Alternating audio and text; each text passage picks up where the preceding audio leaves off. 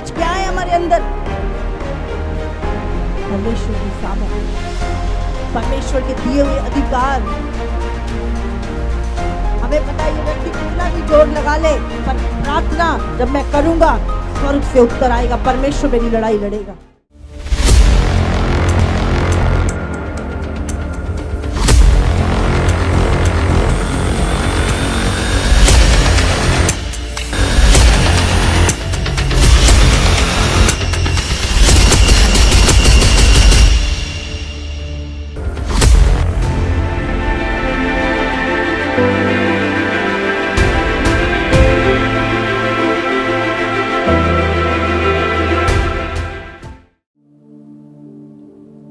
अब जानते हैं, जब परमेश्वर ने, बाइबल हमें बताती है उत्पत्ति की किताब में आदम को बनाया, और उसके बाइबल में लिखा है कि परमेश्वर ने आदम को अपने स्वरूप और अपनी समानता में बनाया। फर्स्ट आदम। और जो योग्यताएं, जो नेचर परमेश्वर का था, जो समानता परमेश्वर की थी, वो सारी चीजें परमेश्वर ने आदम में डाली। और बाइबल हमें बताती है कि परमेश्वर ने मनुष्य को अपने स्वरूप और अपनी समानता में बनाया। 3 चीजें, शरीर, प्राण और आत्मा, ये 3 चीजें हैं मनुष्य के अंदर। और परमेश्वर पिता, पुत्र और पवित्र आत्मा, समझ रहे? तो परमेश्वर ने कहा आओ हम मनुष्य को बनाएं। उत्पत्ति 1:26 में लिखा हुआ, आओ हम मनुष्य को बनाएं। मैं चाहती हूँ ध्यान से सुने। और वो हम कौन था? आओ हम, पिता, पुत्र और पवित्र आत्मा, आओ हम मनुष्य को बनाएं। किसके स्वरूप में बनाए?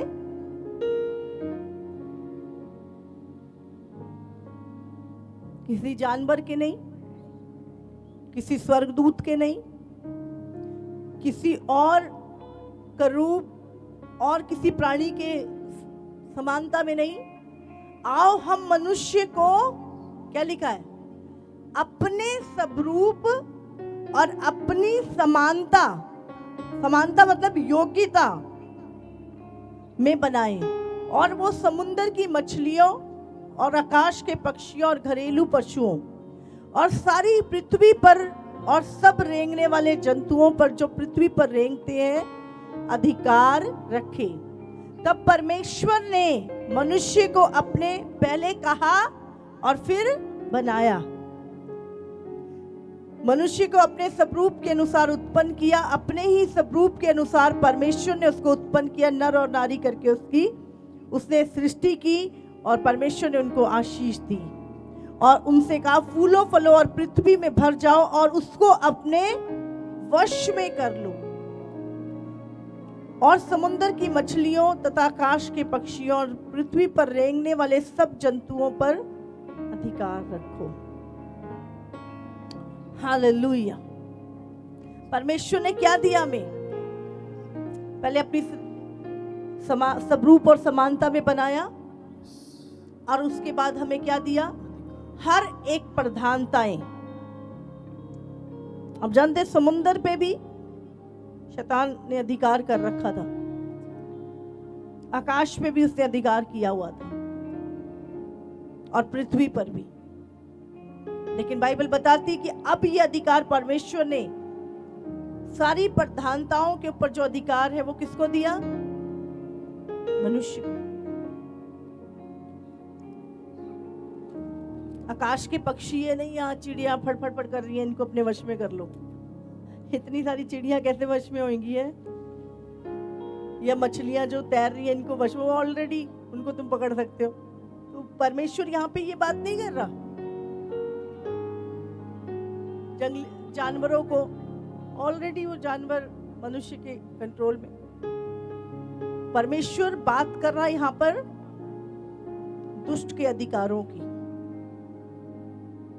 उन प्रधानताओं की जिन्होंने इनके ऊपर अधिकार किया। और प्रभु कहता है ये सारा अधिकार मैं तुझे देता हूं, इन्हें क्या करो, अपने वश में कर लो, हर चीज को अपने वश में कर लो। तो जब परमेश्वर ने ये चीजें किसको बोली, आदम को, तो हम सब कहां से निकले, हाँ, आदम से। तो ये सारी चीजें किसको बोली प्रभु ने, आदम को, मतलब आदम में हम थे, तो ये सारी चीजें किसको भी बोली, हमें भी बोली। जो आज्ञाएं आदम को दी गई, वो सारी आज्ञाएं, वो सारे अधिकार, वो सारी चीजें हमें भी। अब हम कहां से आए हैं, पहला आदम और हव्वा जो परमेश्वर ने बनाए थी, वही आदि माता हुई सारी मनुष्य जाति की, और सब कुछ वहीं से, सारी मनुष्य जाति वहीं से आई। तो जब मनुष्य जाति वहां से आई, तो जो अधिकार परमेश्वर ने उसको दिए थे, वो भी हमें दिए गए थे। बट आदम जब पाप में गिरा, उसने परमेश्वर की अनाज्ञाकारिता की, तो हमने भी क्या किया, हम भी उस पाप में सहभागी हो गए। हम पाप करते इसलिए नहीं, क्योंकि आदम के अंदर सब कुछ परमेश्वर ने जो डाला था, वही हमारे अंदर आया। हालेलुया। तो आदम ने जब पाप किया, तो वो पाप भी सारी मनुष्य जाति में क्या हुआ, फैल गया। बाइबल कहती है एक ने पाप किया, हाँ, मनुष्य के, पहले मनुष्य के द्वारा पाप जगत में आया, और पाप के द्वारा मृत्यु आई, और मृत्यु सारे मनुष्यों में फैल गई। हालेलुया। तो परमेश्वर ने जब आदम को अपने समानता में बनाया, तो आप सोचो आदम के पास कितना, बाइबल में कहती है कि स्वर्ग परमेश्वर के रहने का स्थान है, और धरती उसने मनुष्यों को दी है। आकाश में जितना भी आकाश है, पृथ्वी और नीचे समुंदर, वो भी एक किंगडम है, उसका पूरा अधिकार परमेश्वर ने मनुष्य को दिया। हालेलुया। और हमारे भी क्या है, अगर परमेश्वर का एक सिंहासन है, तो हमारे पास भी क्या है, एक सिंहासन है, एक अथॉरिटी है, सामर्थ्य है, शक्तियां हैं, कि परमेश्वर ने हमें अपने स्वरूप और समानता में बनाया। लेकिन जब आदम ने पाप की अनाज्ञाकारिता की, तो शैतान ने क्या किया, वो अधिकार जो पृथ्वी का, जो समुंदर का और जो आकाश का था, वो आदम से क्या किया, छीन लिया। क्योंकि अब आदम ने परमेश्वर से दूर हो गया था और शैतान के अधीन हो गया था, और जब वो अधिकार छीन लिया गया, तो हम सब से भी छीन लिया गया। इसीलिए पूरी मनुष्य जाति के ऊपर अब कौन राज्य कर रहा था, शैतान। किसी ना किसी रीति से शैतान हमारी लाइफ के पीछे, उसकी सेना हमारी पीछे, हमारे हेल्थ के पीछे, प्राणों के पीछे, फाइनेंस के पीछे, माइंड के, डिप्रेशन, हर एक चीज के पीछे उसकी स्पिरिट थी। और जब परमेश्वर ने अंतिम आदम यीशु मसीह को भेजा,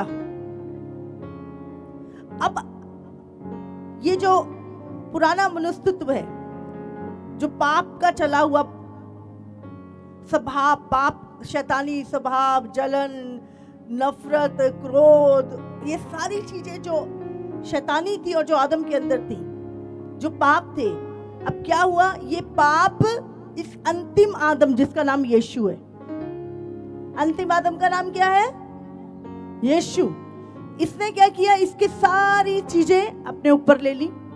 पुराना स्वभाव, शैतानी चीजें, सारे पाप, गुनाह, अब इसने अपने ऊपर ले ली। और आदम क्या, ये वाला आदम क्या हो गया, हाँ, नया हो गया, नया हो गया। अब वो सारी योग्यताएं, सारे अधिकार क्या हुए, उसके पास वापस आ गए। हालेलुया। यीशु मसीह ने क्या क्या बोला जब यीशु मसीह मारा गया, गाड़ा गया, और तो यीशु मसीह कहाँ गया? पहले नरक में। और उसने शैतान से क्या किया? वो सारी कुंजियां लेके वो निकाल लाया, छीन लाया शैतान से। और उसने किसको दे दी? कलीसिया को, उसके पुत्रों को वो अधिकार। प्रभु ने कहा नहीं लूका 10:19 में कि मैंने तुम्हें सारी शैतान की सामर्थ के ऊपर, सांपों और बिच्छुओं को रौंदने का और शैतान की सारी सामर्थ के ऊपर क्या दे दिया? अब अधिकार दे दिया। हालेलुया। लेकिन अभी भी बहुत सारे मसीह लोग कैसे जी रहे हैं? बाइबल कहती ज्ञान के बिना मेरे लोग नाश हो रहे हैं। अभी भी उनको लगता है कि हम वही पुराने हैं, वही पुराना जीवन है जो फर्स्ट आदम से चला आ रहा है। और हम भूल जाते हैं कि अब हम मसीह में नई सृष्टि है और अब हम परमेश्वर के वही निष्कलंक और निष्पाप बालक बन चुके हैं यीशु मसीह के द्वारा। और परमेश्वर ने वो सारे अधिकार हमें दिए हैं। और प्रभु ने उस समय कहा था कि ये सारी चीजों को अपने वश में कर लो। तो आज भी परमेश्वर ने क्या दिया है? अधिकार दिए हैं इन सारी दुष्ट आत्माओं के ऊपर कि इनको अपने वश में कर लो। वश में कैसे करेंगे? यीशु मसीह कैसे जीता, कैसे मौत पे फतेह पाई? आज्ञाकारिता, आज्ञाकारिता। हालेलुया। कितनों को समझ में आ रहे? अब जानते हैं आप सबके लिए स्वर्ग में एक सिंहासन है। अगर आप परमेश्वर के पुत्र हैं तो आप सबके लिए एक सिंहासन है स्वर्ग में। पर उस सिंहासन पे कौन बैठा है?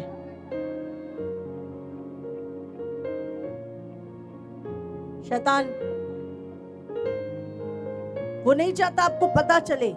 उसने आपकी हर चीज के ऊपर क्या किया? अधिकार कर लिया। अधिकार किसका है पूरे आकाश के ऊपर? आपका। समुद्र पे, धरती पर, सब चीजों के ऊपर अधिकार मनुष्य का है। लेकिन उसने क्या किया? वो अधिकार छीन लिए। अब प्रभु क्या चाहता है? प्रभु क्यों कहता है कि तुम्हारा युद्ध जो लहू मांस से नहीं, इसने मेरा ये ले लिया, इसने मेरा ये छीन लिया, ना ना ना ना। प्रभु क्या कहता है? अब तुम्हारा जो युद्ध है वो लहू मांस से नहीं पर अंधकार की शक्तियों से है जो आकाश में है। तो हमें लड़ना किससे है? किससे वो अधिकार? अब सिंहासन तो है मेरा, नाम भी लिखा है मेरा, अथॉरिटी भी है, पर उस पे बैठा कोई डीमन है। अभी मुझे लड़ना है, उठ मेरे सिंहासन से, चल। ये अधिकार मेरा है, मेरा सिंहासन है, मेरी चीज है, ये मेरी अथॉरिटी है, निकल यहां से। अब हमें फाइट करनी है और अपनी हर एक चीज उससे वापस लेनी है जो उसने छीन ली है या अधिकार कर लिया। हालेलुया। आपके जीवन की हर एक चीज के पीछे एक शैतान बैठा।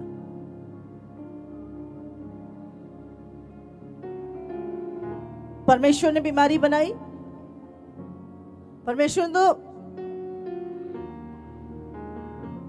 कौन लेके आया बीमारी? अनाज्ञाकारिता। मृत्यु को कौन लेके आया? अनाज्ञाकारिता। जितने श्राप है मनुष्य के ऊपर वो कौन लेके आया? अनाज्ञाकारिता।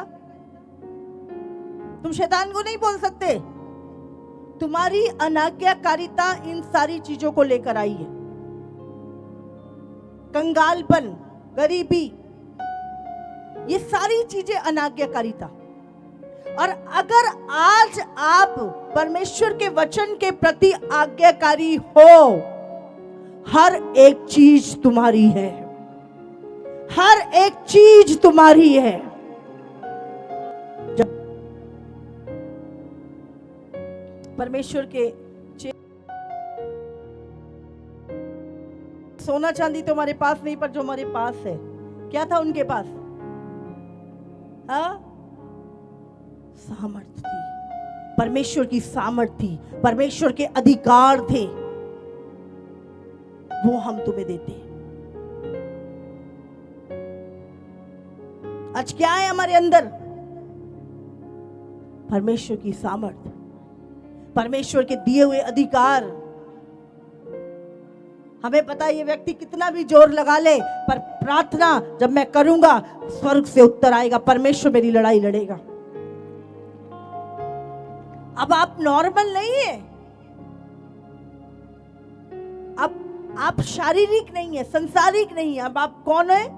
आत्मिक। और एक आत्मिक व्यक्ति को आत्मा की बातों को पहचानना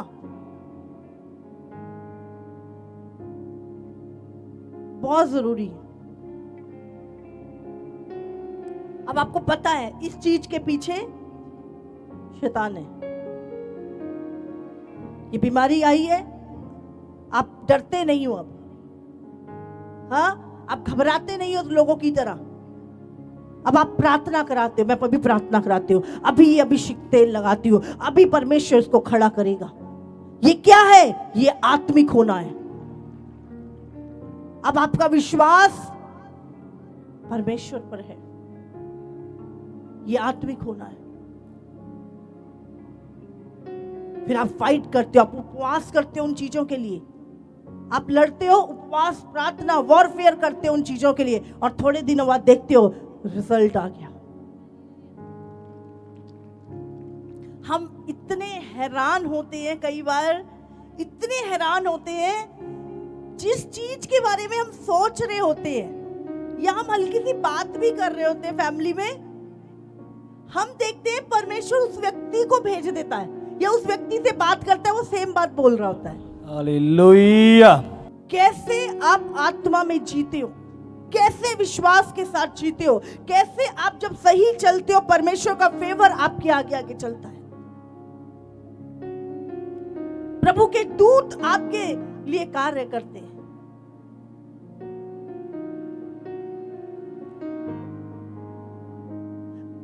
छोटी सी चीज अगर मेरे माइंड में आ जाए, बोझ कोई भी बोझ, और मैं कुछ ही दिनों में जैसे मैं डिक्लेयर करती हूँ, एक पहला छोटा सा बोझ आया और उसके बाद मैं बोलती हूँ ऐसा होने जा रहा है, और मैं थोड़े दिनों में देखती हूँ वैसा ही हो जाता है सेम वैसा हो जाता है। चाहे वो कुछ खरीदना है, चाहे वो कुछ करना है, प्रभु तेरा धन्यवाद, ऐसा लगता है प्रभु बस बैठा है, बोल तो सही कुछ।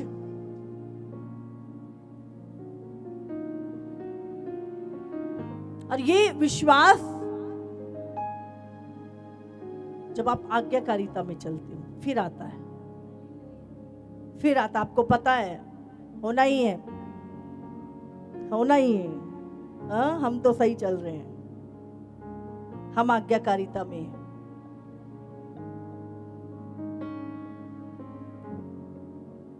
कल बात कर रहे थे कि जब परमेश्वर ने इब्राहिम को बुलाया, अपना सब कुछ छोड़ा और मेरे पीछे हो ले, क्या करना था उसके लिए? विश्वास। मैं जो देश तुझे दिखाऊंगा वहां पे तुझे लेके जाऊंगा। अभी दिखाया भी नहीं, इब्राहिम का चल दिया। क्या था उसके पास? ये भी नहीं पता पूरब को जाना है, पश्चिम को जाना है, उत्तर को जाना है, किधर को जाना है। जंगल होते थे, कोई लाइट नहीं होती थी, कोई सवारियां नहीं मिलती थी उस टाइम पर, किस तरह का माहौल था उस टाइम पर। लेकिन उसके बावजूद भी इब्राहिम ने कुछ नहीं, सिर्फ प्रभु की आवाज को सुना और चल दिया। आज तो हमें पहले पूरी सियोरिटी दो। हाँ भाई, ये मिलेगा तो सेवा करूंगा, ये होगा तो करूंगा, ये कंफर्ट आएगा तो मैं ये चीज करूंगा। और कहते अपने आप को बड़े विश्वास के होता है हम। तुम्हारे काम, तुम्हारी जुबान एक होनी चाहिए। तुम्हारा विश्वास तुम्हारे कामों से दिखे। हालेलुया। कितने वो समझ में आ रहा है। और इब्राहिम चल दिया। रास्ते में क्या आया? अकाल। उसकी निर्भरता किस पर थी? मैं वचन दे रही थी पार्टनर्स मीटिंग में, निर्भरता के ऊपर। निर्भरता, आज आपकी निर्भरता कहाँ है? इब्राहिम की पूरी निर्भरता किस पे थी? परमेश्वर पे। जब वो चला, अकाल आया रास्ते में। वो अकाल में प्रभु ने उसकी जरूरत पूरी की, क्योंकि उसकी निर्भरता परमेश्वर पे थी। पूरे मार्ग में वो चलता रहा, उसकी निर्भरता परमेश्वर पे थी। और बाइबल में लिखा वो इतना अमीर हो गया कि उसके और लूत के चरवाहे इकट्ठे ना रह सके और वो अलग अलग हो गए। और परमेश्वर उसको कहता है, मैं तेरा बड़ा प्रतिफल हूं, तू मत डर, मैं तेरा अत्यंत बड़ा प्रतिफल हूं। जब परमेश्वर हमारे जीवन में अत्यंत बड़ा प्रतिफल होता है। और आज वही इब्राहिम सारी जातियों का विश्वास का पिता कहलाता है। उस इब्राहिम के द्वारा सारी कौमें आशीष पाई। तारीफ करो परमेश्वर। विश्वास के द्वारा अपनी निर्भरता प्रभु पे रखनी। जब उसका बेटा इसहाक, बाइबल में लिखा है, जब वो एक देश में रहता था, वहां पर मिस्र में अकाल पड़ा, सब लोग भाग रहे थे। परमेश्वर ने कहा, चिंता नहीं, मैंने तेरे पिता के साथ वायदा किया है, मैं तेरे पिता का और उसकी पीढ़ियों का भी परमेश्वर हूं। हाँ, और उसने कहा तू चिंता नहीं, तू यहीं पे रह, मैं तुझे खिलाऊंगा। और बाइबल में लिखा है बाकी लोग शहर छोड़ के भाग गए, उसको 100 गुना ज्यादा परमेश्वर ने फसल दी। आज बहुत सारे लोग अपने एफर्ट पे, ये तो कह दिया, ऐसे थोड़ा नहीं होता है, करना पड़ता है सब कुछ, सोचना पड़ता है सब कुछ। आज हमारी निर्भरता कहां पर है?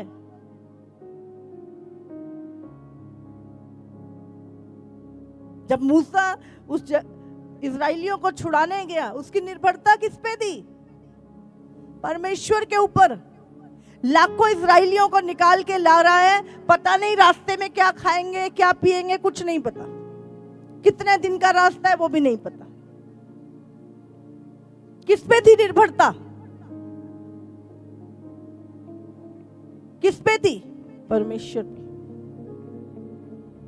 रास्ते में जो मुश्किलें आएंगी, कौन निकालेगा उससे? लाल समुंदर आया, आगे रात को ठंड बड़ी होती थी, कंबल वंबल थोड़ा नहीं थे बेचारों के पास।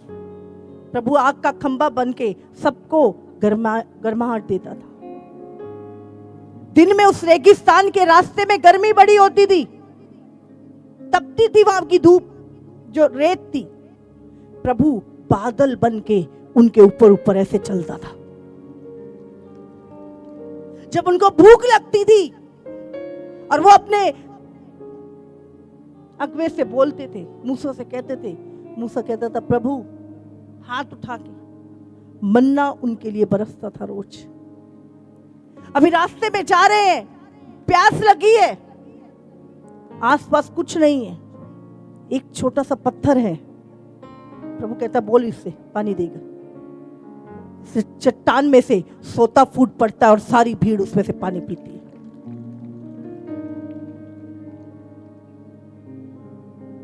चालीस साल। समझ रहे? निर्भरता, निर्भरता। पर आज लोगों को आज की चिंता नहीं है, कल क्या होगा। आज छोड़ दो, कल क्या होगा, कल की चिंता बहुत है लोगों को, फ्यूचर की चिंता बहुत है। अरे जिसने आज संभाला है वही कल संभालेगा। जिसने आज तक तुम्हारी जरूरतें पूरी करे वही आगे, अब तो तुम जानते हो उसको, कल क्या होगा। मैं कई बार सोचती हूँ, ना कोई हॉस्पिटल थे, हाँ, ना कोई KFC थे वहां पर, कोई दुकानें नहीं थी, कोई मार्केट नहीं थी। कैसे? परमेश्वर की शांति उनके अंदर थी। खुदावंद उसको लेके चल रहा था। आज भी कलीसिया, परमेश्वर, अगर आप विश्वास करें तो आपके द्वारा नहीं, आपके दिमाग और उसके द्वारा नहीं, परमेश्वर आपको अपने हाथों में उठा के चल रहा है। वही आपको संभाल रहा है, वही आपको सुरक्षा देता है।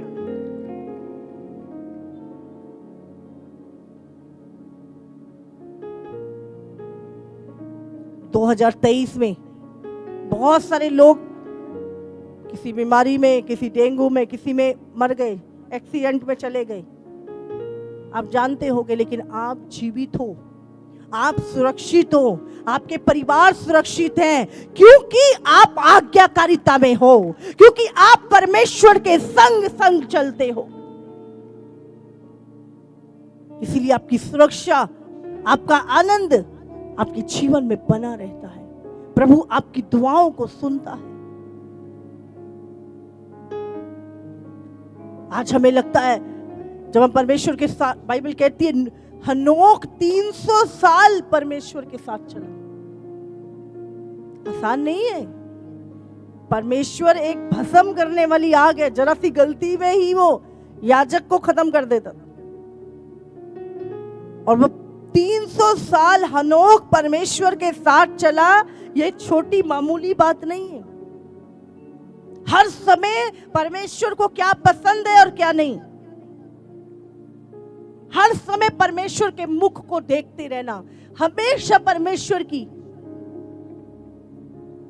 बातों का ध्यान रखना। 300 साल प्रभु की ओर देखते, ऐसे चलता था लोग। परमेश्वर, उसके आगे के रास्ते प्रभु साफ करता जाता था, प्रभु साफ करता जाता था। वो परमेश्वर 300 साल प्रभु की ओर, प्रभु की ओर, प्रभु की ओर, परमेश्वर की ओर आंखें। 300 साल। और बाइबल कहती है परमेश्वर इतना खुश हो गया, हनोक आजा, ऊपर आजा, मेरे पास बैठ जा। जिंदा ही उठा लिया, मरने की भी उसकी वोट नहीं, शरीर समेत उठा लिया। हालेलुया। मौत नहीं आई हनोक को। जब आप परमेश्वर को देख के चलते हैं, हाँ, अब जीवित उठा लिए जाएंगे। एलिया जीवित उठा लिया गया। ऐसा रिलेशनशिप परमेश्वर के साथ।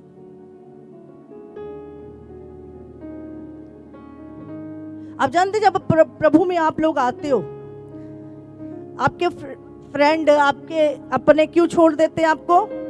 क्योंकि आपके पास संसार की बातें नहीं होती। हाँ, आप उनके जैसी बातें नहीं करते हो। आप परमेश्वर की बात करते हो और वो आपको कहते भाई तू छोड़, तेरे पास तो यही बातें हैं। क्योंकि दुष्ट के पास वो बातें ही दूसरी संसारी के, चुगलियां हैं, पाप की है, बुराई की है, वो आप करते नहीं हो। आप जब भी करोगे, वो कहेगी मेरा ये दुख रहा, आप कहोगे प्रार्थना कराने आ जा। वो नहीं आती, चल फोन पे करा ले। प्रभु चंगा करता, फिर आप जब शुरू होते हो आप 10 टेस्टमनी देते हो। बंदा क्या कहता है, पका दिया, फोन काट देता हूँ तुम्हारा। हाँ, और फिर आपके दोस्त बोले नहीं भागो इससे, इसके पास और कोई दूसरी बात ही नहीं है। वो आप उसके अंदर जो चल रहा है उसका दुष्ट को वो आपसे कटता है। फिर वो नहीं कट रहा, उसके अंदर का दुष्ट आपसे कट रहा। उसको पता है अगर ये ज्यादा दोस्ती निभाएगी तो मुझे जाना पड़ेगा इसको छोड़ के। इसको इसकी फ्रेंड से दूर करो, इसको इससे दूर करो। और फिर आपने, अब मेरे रिश्तेदार बुलाते नहीं मुझे, हाँ फोन भी नहीं करते, आप रो रहे होते हो। अरे तुम्हें पता नहीं कौन डर रहा है तुमसे। उनके अंदर जो चीजें बैठी है वो तुमसे डर रही हैं। ये आएगी, सबको बचा लेगी। और आपने नफरत नहीं करनी, आपने गुस्सा नहीं करना। आपको उस प्रेम में, यीशु के प्रेम से जीतना है सबको। हालेलुया।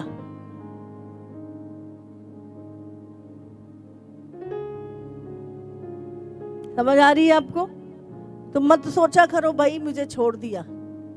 तुझे यीशु ने पकड़ लिया, इसलिए शैतान तुझे देख के भागता है। हालेलुया।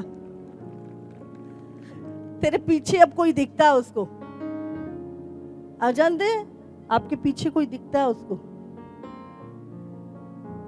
शैतान क्या बोलता मुझे? हाँ, यीशु आ गया। कौन रहता है? यीशु रहता है। ये देख, मिकाइल रहता है, ये रहता है। अब कहाँ तुम्हारे नजदीक लगेंगे वो लोग? लेकिन जिनको खुदा लेके आए तुम्हारे पास, वो आएंगे भी। जिनको परमेश्वर चाहता है छुटकारा पाए, वो तुम्हारे पास खुद ब खुद आएंगे, खुद आएंगे लोग। इसलिए अब हमारी जिंदगी हमारी नहीं, परमेश्वर की है। हमें प्रार्थना करनी है। आज मैं सुबह एक वीडियो देख रही थी, शायद आज मेरे फोन में भी होगी। इजराइल और गाजा में जब युद्ध चल रहा है, अब जान रहे हैं वहां पर एंजल्स काम कर रहे हैं, दिखाई दे रहे हैं लोगों को। आकाश में पूरा घेरा डाल रखा उन्होंने। आपको पता है, जितने भी देश हैं बाइबल में जो लिखे हुए हैं, हर देश के ऊपर एक वॉचर है जो उस देश की एक्टिविटीज को देखता है, कहां पे क्या हो रहा है। नहीं तो शैतान एक दिन में पूरा देश को खत्म कर दे। पता है, वो इतनी नफरत करता है वो तुमसे, एक दिन में पूरा देश खत्म कर दे। मनुष्य जाति से वो जितनी नफरत करता है, पर परमेश्वर ने क्या है, एक वॉचर ठहरा के रखा है। हाँ, इंडिया के ऊपर एक वॉचर, मिस्र के ऊपर एक वॉचर, हाँ, एक अलग अलग देशों के ऊपर। लेकिन बाइबल कहती है जो इजराइल है उसके ऊपर कोई दूत नहीं है, उसके ऊपर खुद यहोवा वॉचर है।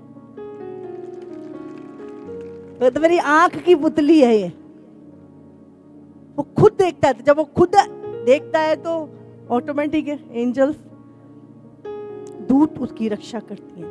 तभी तो कितना बिंदी मात्र है, बिल्कुल पंजाब से भी छोटा है इजराइल।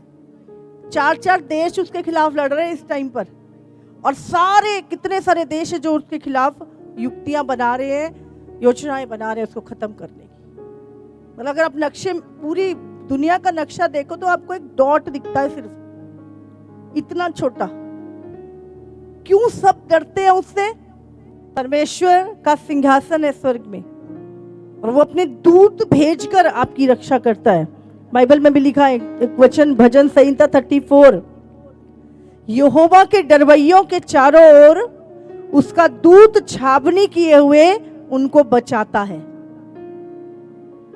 जो परमेश्वर का भय मानते हैं, जो परमेश्वर के डरवैये हैं, जो आज्ञाकारिता में चलते हैं, उनके चारों ओर, हाँ, सर्कल में चारों ओर यहोवा का दूत क्या है, छावनी किए रखता है।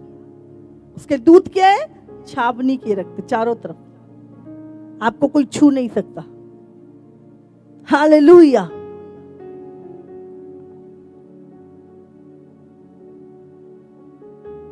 परमेश्वर के दूत बिल्कुल रियल,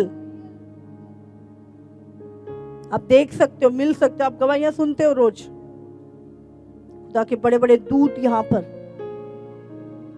तो आप आम लोग नहीं हो, आप आत्मिक लोग हो,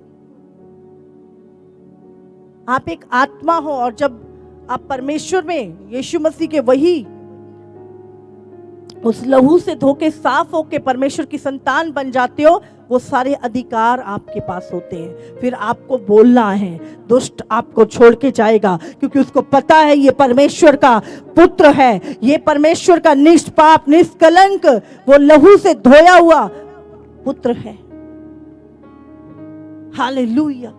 आप सबको जय मसीह की। इसी तरह से परमेश्वर के और सामर्थी और अद्भुत प्रकाशनों को अपने जीवन में ग्रहण करने के लिए हमारे YouTube चैनल को सब्सक्राइब करें, ताकि हर एक वीडियो का नोटिफिकेशंस आप तक पहुंच सकें। हालेलुया।